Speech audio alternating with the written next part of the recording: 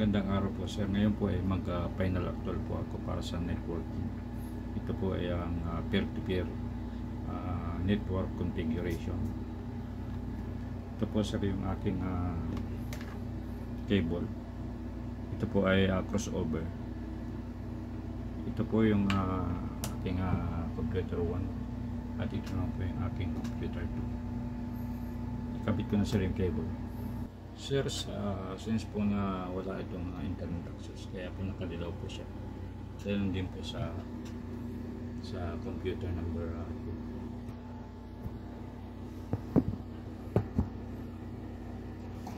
2. Mag-umpisa na po ako sir. In network icon, right click and then properties. Dito po sa change advanced sharing, i-turn on ko po ang network discovery. I-turn on ko din po yung file and printer sharing, at i-turn up po naman po itong password protected sharing, and then save changes. Dito nga po sa local area connection, right click and then properties, internet protocol version 4, double click. Maglalagay po sir ako ng IP address, static IP address 192.168.1.1 in the subject mask, and then okay. Dito naman po sa computer icon, right click and then properties. Dito naman po sa ibabaguhin ko po yung computer name. Dito po sa computer description wala na po ako yung lalagay, at click ko na po ang change. Ito po ay gagawin ko kung PC01 PC01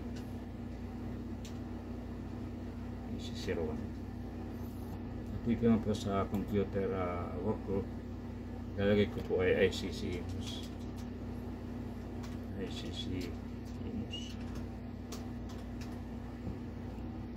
and then okay.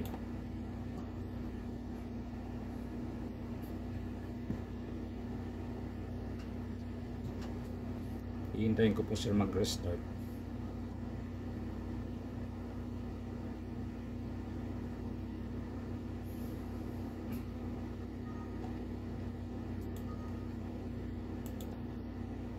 Close and then restart.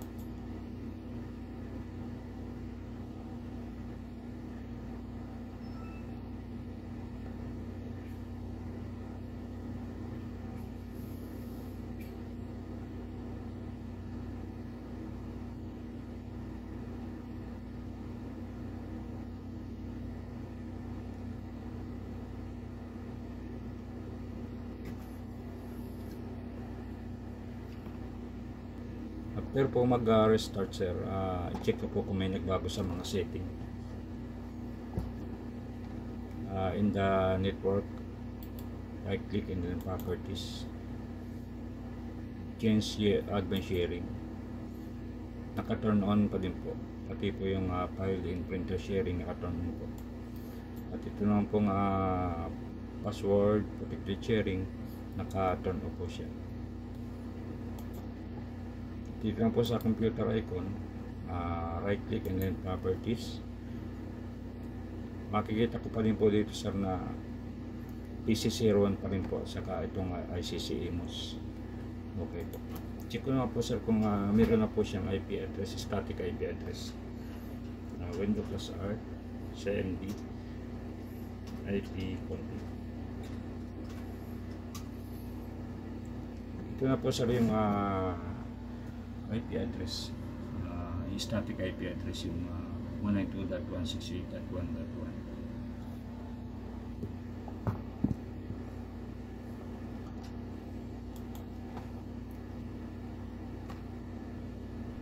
Meron po sa direct shortcut key para makita yung connection, Windows plus R, type ncpl.cpa. Windows Plus R.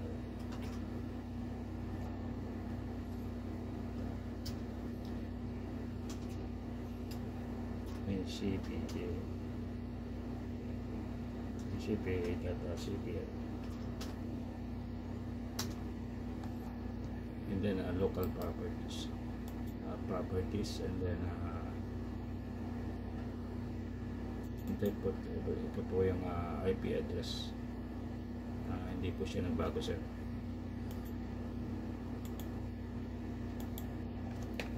Pupunta lang po ako sa computer, sir, para po setting.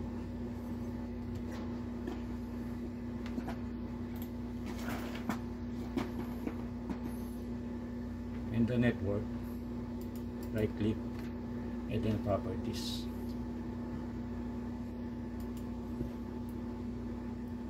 Change advanced sharing. Turn on po ang network discovery. Turn on din po ang file in printer sharing. At i-turn off naman po ang password protected sharing. And then save changes. Dito naman po, sir, sa change adapter setting and local area connection, right click and then properties. Internet Protocol version 4, double click, at maglalagay po, sir, po ng static IP address. Kung dito sa computer number 1 ay ang static IP address ay 192.168.1.1. Dito naman po, sir, ilalagay ko ay 192.168.1.2, and then subject mask, and then okay. Dito mo po, sir, sa computer icon, right click and then properties, para po mabago po yung mga computer name at saka yung work group setting, and then change. Dito po, sir, sa computer name, lalagay ko po ay PC 02, at dito po sa work group ay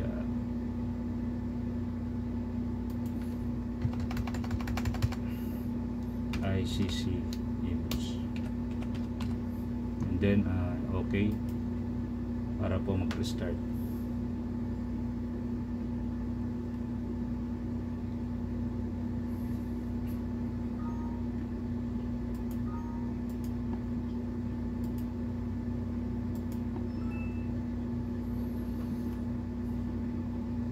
Sir, after po mag-restart, i-check ko po kung may nabago sa mga setting. And network icon, right click and then properties, change advanced sharing. Naka-turn on pa din po ang network discovery. Naka-turn on din po ang file and printer sharing. At ganoon din po ang password protected sharing, nakaupo. Ito po sa computer icon, right click and then properties. Wala po, sir, nagbago. PC02 and ICC image. I-check ko naman po, sir, kung may meron na po siyang nailagay na IP address. Windows Plus R, and then CMD IP config. Ito na po, sir, yung IP address nyo, yung in-apply ko po na IP address 192.168.1.2.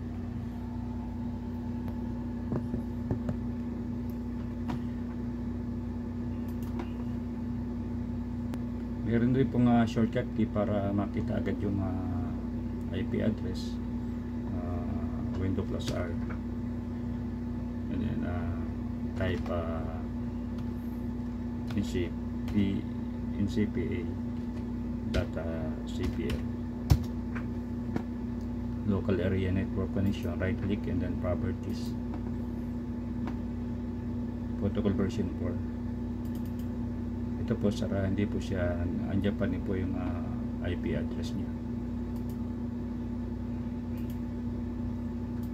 Ngayon naman po i-check ko naman po kung may connectivity na silang dalawa. Window plus R CMD, and then natin IP config.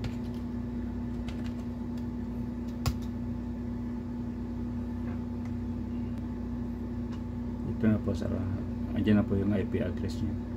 Dito na po siya sa computer number, computer 01 window plus R .cmd IP config.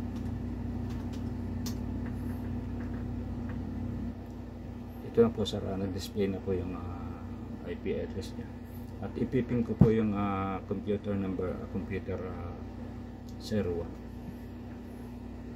ping space IP address po ng computer 01 is 192.168.1.2.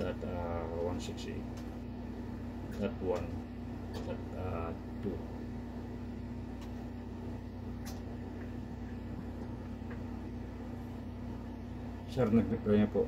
Ibig po sabihin na meron silang connectivity, at i-testing ko naman po sa computer 01. I-ping ko po ping space 192.168.1.1.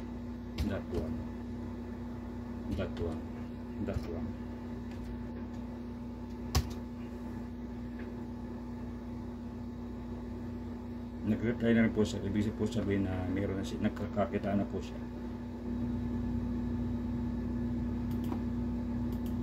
I-check ko po sir kung meron po siyang icon, yung computer 1 and computer 2 kung nagdi-display na.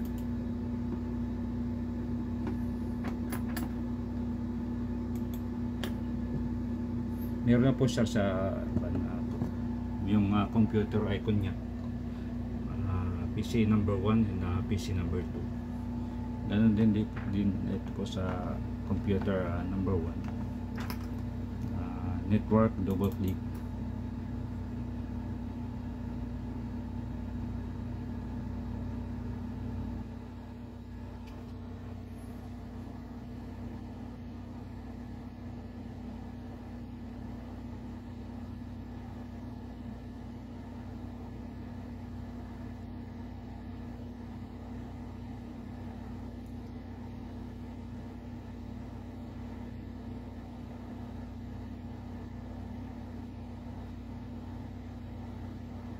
Meron rin po sir yung computer number 1 and computer number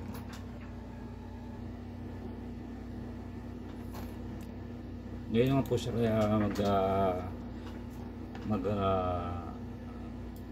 share po ako para sa computer number 1 ng mga files. Magawa po ako dito ng folder, right click and then type new and then folder Alex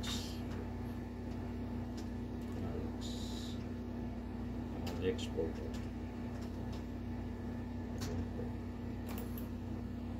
double click, new text and document.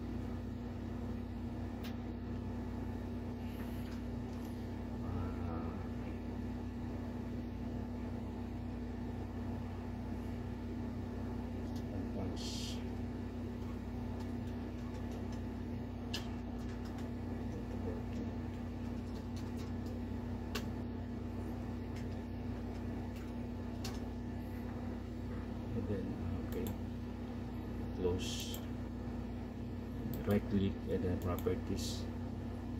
I-share ko po sir doon sa computer number 2, sharing and then share,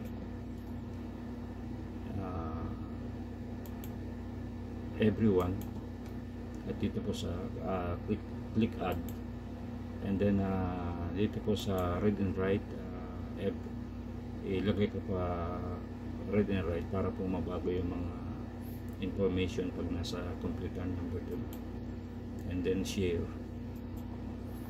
and then close, done. At advanced sharing ko, share this folder, and then permission, allow full control, and then okay, and then close. Tingnan ko po sir dito sa kabila kung nag-share po. And computer network, double click. Ang computer na number 1 po ang nag-share, double click. At ito na po yung na-share niya, yung Alex folder. And then advanced networking actual.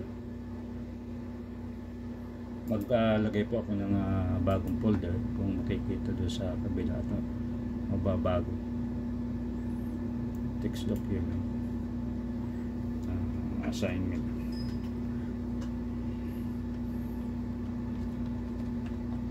and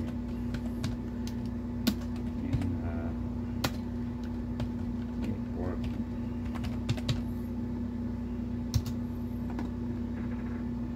Titingnan po sa dito sa kabila kung nag-share din.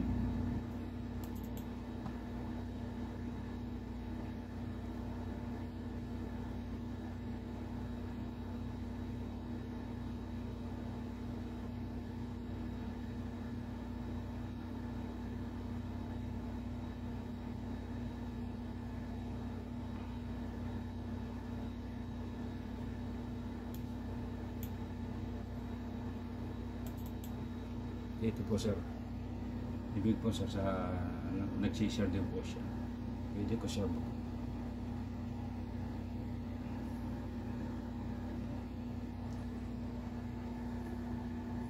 babaguhin ko lang po sir dito sa kabila. I-rename ko yung assignment, gawin ko lang recording.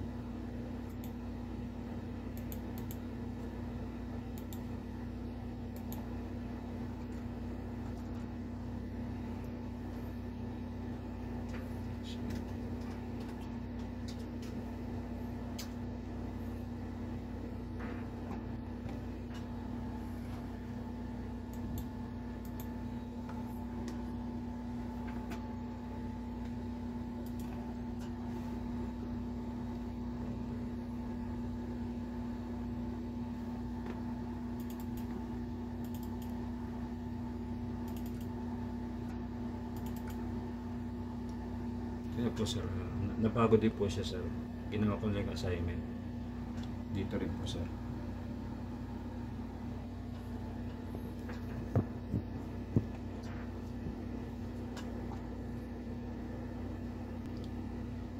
At pagkatapos po ng pag-share po ng mga folders, mag-share naman po ako ng printer.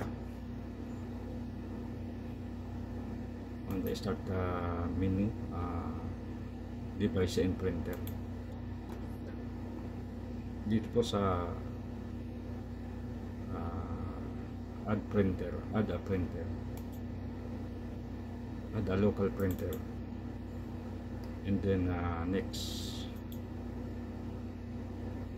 Canon po yung aking i-add.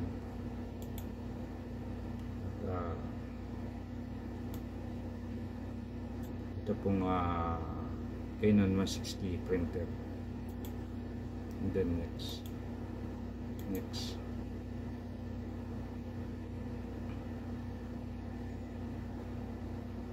and then next, finish. Ito na po sir yung nalagay kong printer. At tingnan ko po sir sa kabila kung mag-share siya kung naandun na sa kabila. On the network, double click.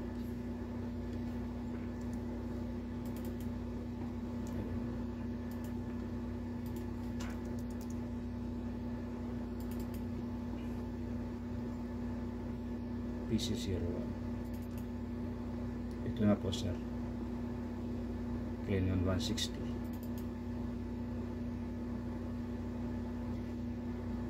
Nagda-download na po yung driver at ito na po sir.